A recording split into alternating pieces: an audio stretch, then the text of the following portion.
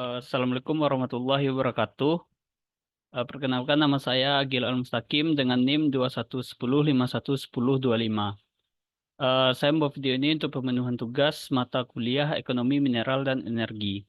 Di sini saya akan membahas tentang energi ekonomik. Sebelum kita membahas energi ekonomik, tentunya kita harus berbicara dulu tentang energi ekonomi itu apa. Hal pertama yang harus kita ketahui adalah kapan terjadinya keterkaitan antara energi dan ekonomi. Dengan kita mengetahui keterkaitan antara energi dan ekonomi ini, maka dapat kita katakan ilmu ekonomi adalah disiplin ilmu yang berhubungan dengan alokasi optimal sumber daya yang langka. Untuk itu kita harus melihat dulu sejarah singkat bagaimana ekonomi energi ini berjalan. Sejarah singkat ekonomi energi ini diawali pada tahun 1950-an. Nah, pada tahun ini tidak banyak tulisan mengenai ekonomi energi yang dapat kita temukan ataupun yang dapat kita baca karena pada saat ini energi tidak disadari sebagai sumber daya yang langka. Oleh sebab itu, apapun yang diminta oleh rumah tangga maupun industri selalu dipenuhi oleh sektor penyedia energi sehingga energi digunakan secara boros dan tidak terkontrol. Kemudian lanjut pada tahun 1960-an, sebenarnya orang-orang mulai menyadari sedikit demi sedikit bahwa ada sesuatu yang tidak beres. Nah, di Amerika Serikat, industri pasokan listrik dan manufaktur mereka berpikir ada yang tidak beres dengan pengelolaan energi pada saat itu. Nah, apa yang salah dengan penyediaan energi mereka? Dengan demikian, sektor penyedia tenaga listrik yang berada pada posisi tidak mampu lagi memenuhi kebutuhan listrik yang berasal dari rumah tangga, serta sektor energi dan industri jadi pihak penyedia listrik sebenarnya ingin menambah pasokannya. Nah, dalam menambah pasokannya ini, mereka menghadapi dua tantangan atau dua hambatan terbesar, yaitu yang pertama, untuk menghasilkan tenaga yang lebih besar, mereka sebenarnya membutuhkan kapasitas yang lebih besar. Nah, untuk memasang kapasitas yang lebih besar, sebenarnya mereka melirik sektor industri, yaitu sektor manufaktur. Namun, sektor ini tidak mampu memproduksi peralatan sebanyak itu dalam satu waktu, karena sektor manufaktur ini memiliki keterbatasan dalam memproduksi peralatan. Jadi, mereka tidak dapat memenuhi permintaan tersebut. Sehingganya, hal ini menjadi salah satu permasalahan yang dihadapi oleh sektor pembangkit listrik karena keterbatasan alat-alat tadi, maka menjadi masalah utama yang terjadi dalam sektor pembangkit listrik. Kemudian permasalahan-permasalahan lain yang mereka hadapi di sini adalah meskipun kapasitasnya tersedia, mereka tidak mempunyai cukup bahan bakar untuk menghasilkan listrik. Oleh karena itu, terdapat tantangan baik dari segi permodalan maupun bahan bakar dan bahan baku yang dihadapi oleh sektor penyedia tenaga listrik khususnya di negara-negara maju. Nah, jika kita melihat tingkat pertumbuhan permintaan energi pada saat itu, khususnya di negara maju, kita akan melihat bahwa di Amerika Serikat saat itu mulai melewati tren historis peningkatan energi sebesar 6 hingga 7% permintaan per tahun. Ini adalah situasi yang cukup sulit dan merupakan situasi baru bagi sektor pasokan listrik. Kemudian di sisi lain, karena kepedulian mereka terhadap lingkungan, Amerika dan negara-negara maju lainnya justru mulai mengimpor bahan mentah yaitu minyak dari negara-negara Arab karena pada saat itu negara-negara Arab menjadi penghasil bahan mentah minyak yang terbesar di dunia. Karena mereka, alasan lainnya mereka mengimpor minyak ke Arab karena mereka menemukan bahwa minyak yang sebenarnya bisa mereka peroleh dari negara-negara Arab ini memiliki kandungan sulfur yang jauh lebih sedikit dan lebih ramah lingkungan. Jadi kandungan sulfur yang ada di bahan mentah minyak yang dihasilkan negara Arab itu lebih sedikit sehingga ini dapat membuat bahan mentah minyak itu hemat energi. Nah, kemudian mereka mulai mengganti stok batu bara dan minyak dalam negeri dan mulai menggunakan minyak impor sebagai bahan bakar di sektor pembangkit listrik. Lantas apa penyebab pertumbuhan permintaan domestik pada saat itu? Hal ini pada dasarnya adalah peningkatan jumlah penduduk dan juga peningkatan laju industrialisasi pada tahun 1960-an. Hal besar lainnya yang terjadi dalam hal pasokan energi adalah negara-negara Arab yang menemukan minyak dan mulai mengekspor minyak ke seluruh dunia, mereka membentuk organisasi mereka tersendiri, yaitu organisasi-organisasi pembentuk minyak yang disebut dengan OPEC. OPEC ini terdiri dari negara-negara pengekspor minyak karena tidak banyak negara lain yang memproduksi minyak pada saat itu.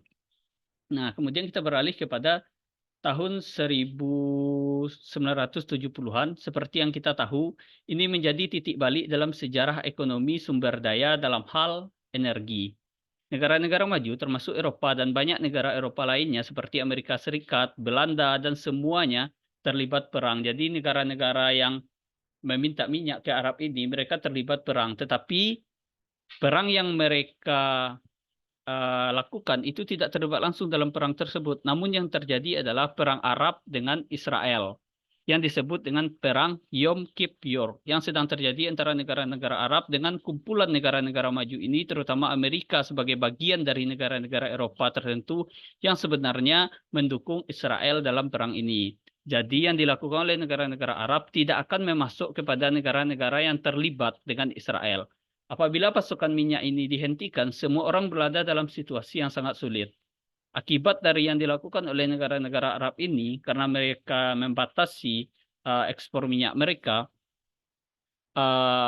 situasi yang sangat Indonesia ataupun dunia secara keseluruhan negara-negara akan menghadapi situasi yang sangat sulit. Nah, melihat dalam kurun waktu 1 tahun, harga minyak akan melonjak 2 kali tercatat yang awalnya $2 per barel menjadi $12 per barel.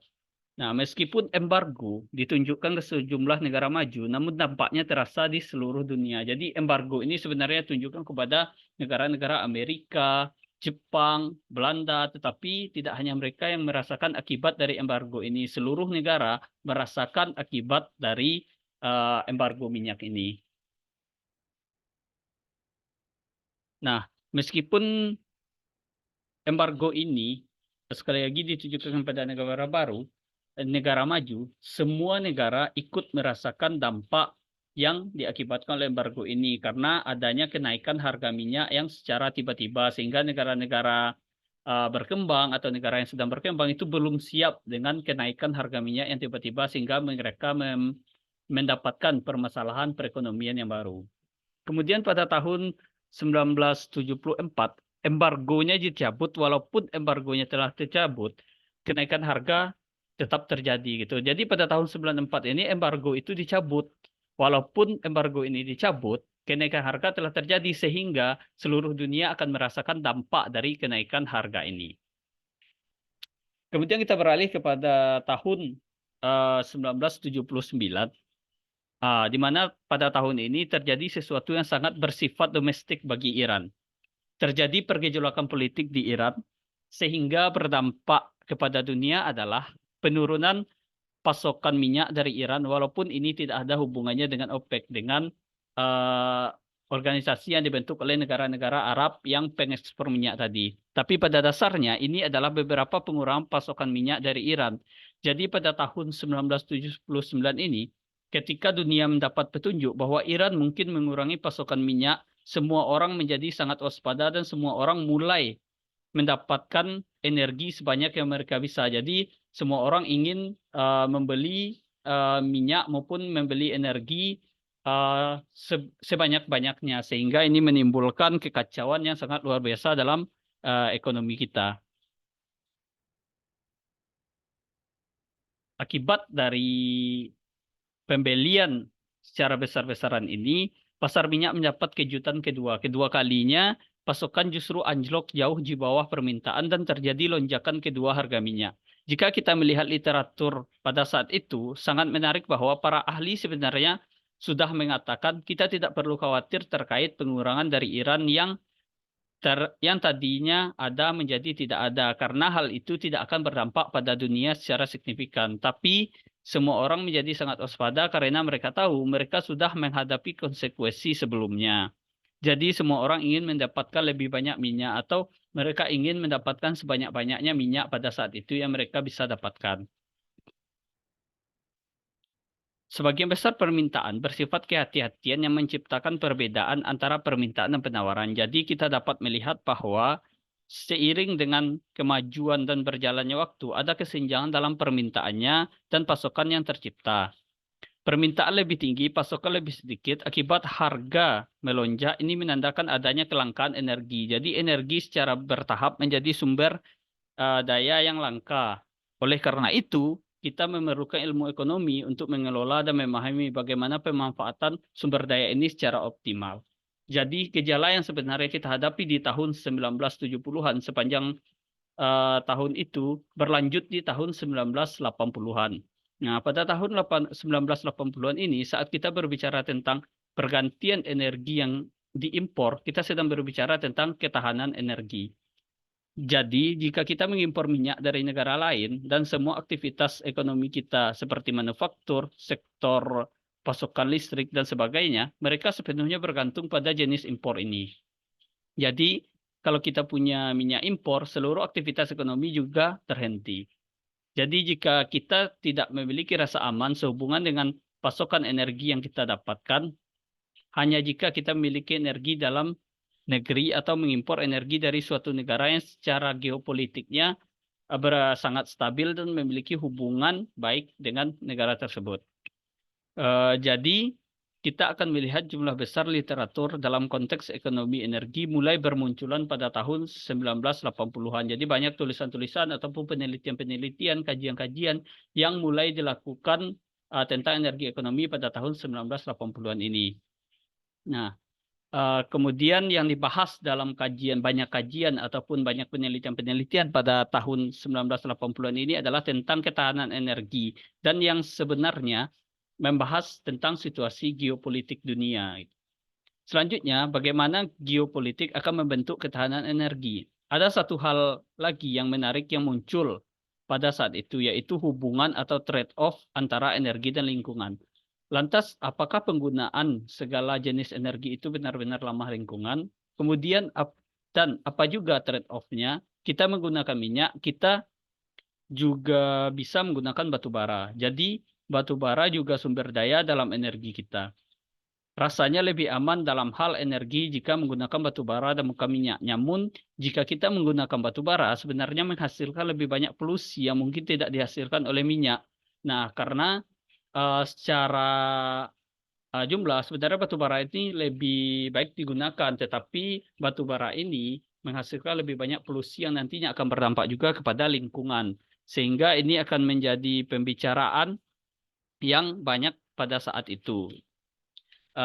Dengan adanya perdebatan antara batu bara dan minyak ini, maka pada saat itu terjadi diskusi yang secara bertahap dilakukan seiring dengan berjalannya waktu. Diskusi ini beralih dari hanya diskusi membahas tentang lingkungan energi ke lingkungan energi dan perubahan iklim, karena penggunaan sumber daya energi itu menyebabkan emisi gas rumah kaca yang menyebabkan perubahan iklim. Nah, kemudian pada tahun 1990 yang membahas tentang pasar energi, struktur pasar energi sebenarnya telah mengalami perubahan besar selama tahun 1990-an.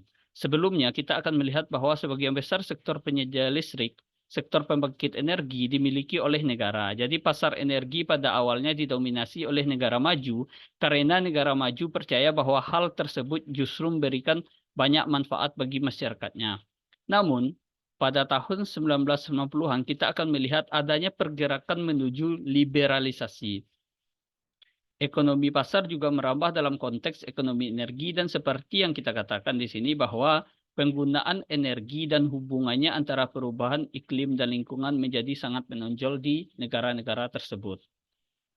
Kemudian kita masuk juga kepada tahun 2000-an. Meski berbicara tentang ekonomi energi bukan hanya ekonomi yang biasa kita bicarakan, namun perlu pemahaman teknologi yang lebih lanjut dan juga kita perlu memahami apa yang sedang terjadi di industri saat ini.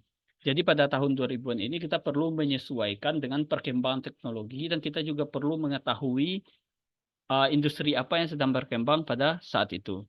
Jadi baru-baru ini di dunia melihat sejumlah kelompok studi energi yang bermunculan dan mereka sudah tahu orang-orang dari latar belakang teknik, ilmuwan ekonomi, sosiolog. Jadi secara ringkasnya Ada berbagai segi permasalahan, walaupun kita menyebutnya ekonomi energi, tapi mungkin itu hanya sebagian dari keseluruhan permasalahan. Oleh karena itu, diperlukan banyak orang dari berbagai disiplin ilmu untuk memahami dan menyelesaikan permasalahan terkait energi. Nah, jadi walaupun kita selalu membahas tentang ekonomi energi, itu tidak hanya dibahas oleh orang-orang ekonomi. Kita perlu membahas kajian lebih lanjut dari segala disiplin ilmu agar kajian ekonomi energi ini benar-benar bermanfaat bagi masyarakat luas secara baik. Kemudian untuk studi kasus ekonomi energi di Indonesia ini, untuk studi kasus ekonomi di Indonesia ini adalah kita bisa melihat salah satu contohnya bagaimana perkembangan energi terbarukan di Indonesia. Nah, dengan target ambisiusnya menemui babak baru, di balik proyeksi yang menggembirakan ini tersembunyi sebuah tantangan. Nah, dalam perkembangan energi terbarukan di Indonesia ini, kita menyimpan beberapa tantangan yang dapat menghambat kita atau yang dapat menjadikan apa yang telah kita rencanakan itu tidak berjalan dengan semestinya. Nah, di balik proyeksi kekurangan, apa itu tantangan yang kita hadapi di sini, yaitu kekurangan tenaga kerja terampil yang bisa mengisi posisi kunci, terutama di level menengah hingga eksekutif. Jadi kita masih kekurangan tenaga kerja terampil, dalam hal ini adalah tenaga kerja yang ahli dalam bidang energi. Menurut laporan dari McKinsey, kebutuhan global untuk pekerja terampil di sektor energi ini di sektor energi terbarukan ini akan melonjak 4 kali lipat dalam dekade ini. Nah, melansir data dari investor.id, perkembangan energi terbarukan di Indonesia ini menunjukkan beberapa sentimen positif.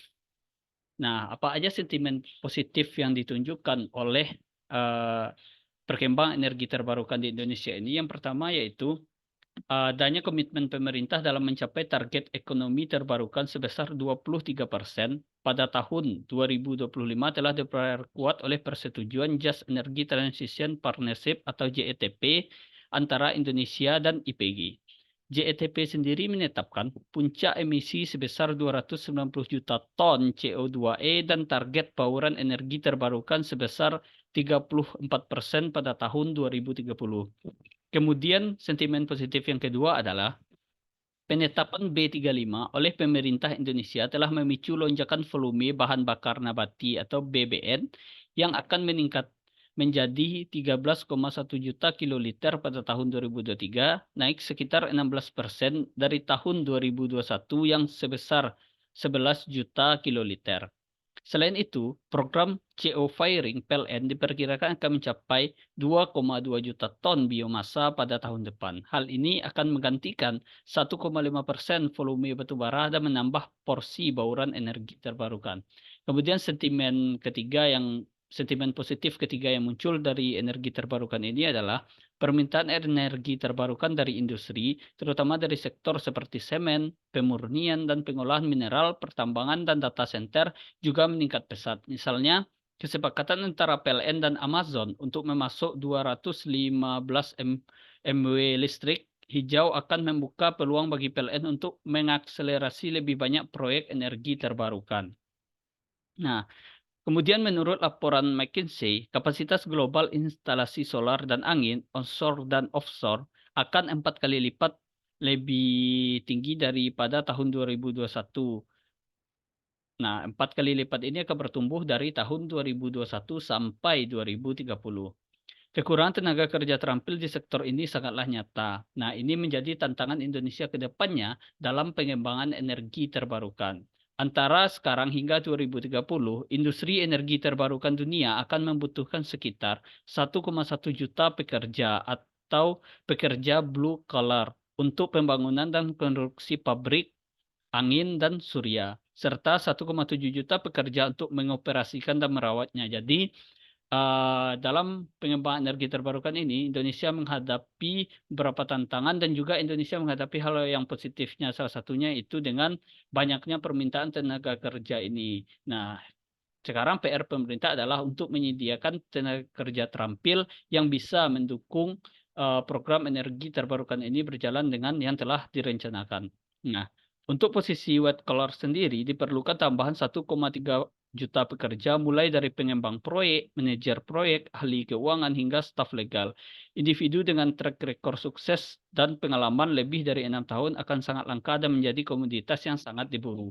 Nah, itu akan menjadi tantangan Indonesia ke depannya dalam terciptanya atau suksesnya ekonomi terbarukan ini karena kita membutuhkan tenaga kerja yang benar-benar ahli di bidang ekonomi dan ini juga akan menjadi PR besar bagi pemerintah bagaimana menyediakan tenaga kerja terlatih dan terampil dalam bidang energi. Oke, baik, mungkin itu saja penjelasan saya dari tentang ekonomi energi ini. Eee, Terlebih dan kurang mohon dimaafkan. Semoga bermanfaat. Assalamualaikum warahmatullahi wabarakatuh.